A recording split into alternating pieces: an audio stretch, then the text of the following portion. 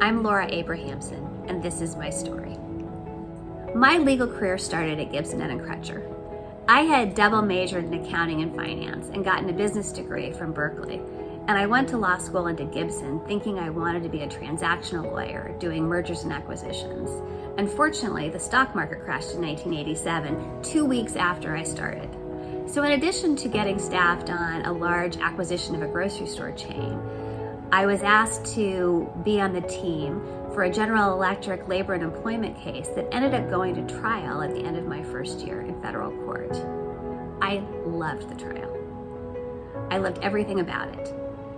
The arguments, the strategy, the examination of witnesses, and I was hooked from that point forward. In 2001, my first arbitration case went to a hearing.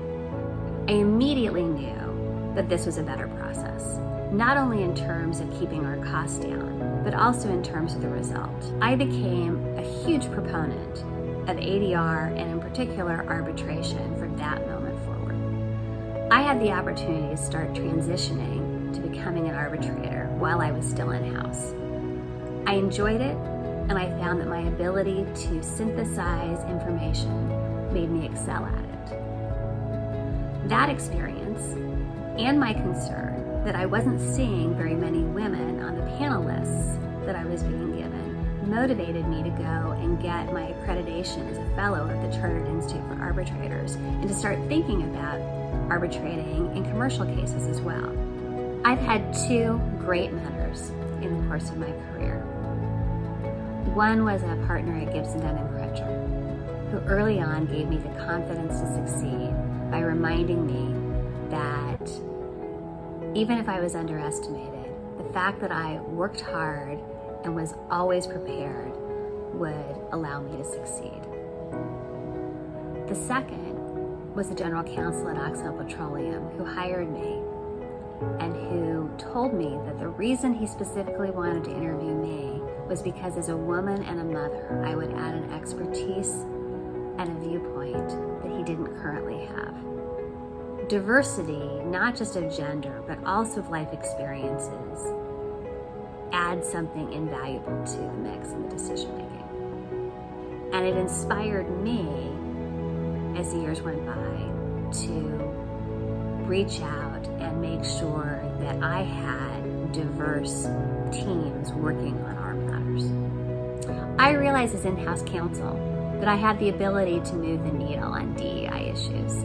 We started a summer associates program where we hired diverse first-year students from the two local law schools, USC and UCLA.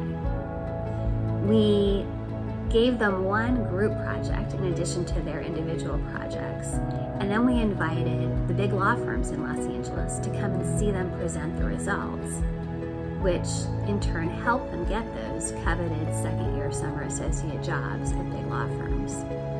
And over the decade I helped to run that program, it was gratifying to see so many diverse young students actually then go on to big law jobs. Outside of the legal arena, I sit on a board that's very close to my heart. It's called Boarding for Breast Cancer, and it's a charity that was founded almost 30 years ago by my sister and a few of her friends. They had had a very close friend who felt a lump, went to her doctors, but because she was only 25, they didn't think she could actually have breast cancer. Nobody gets mammograms at that age. And by the time she was diagnosed, it was too late.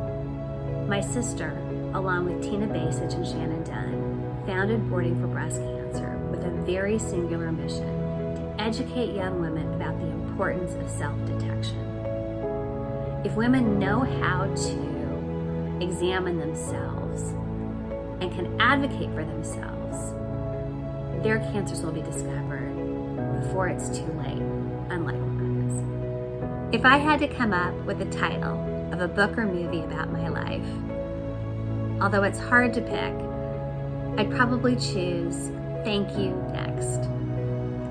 And the reason is I have loved every stage of my career.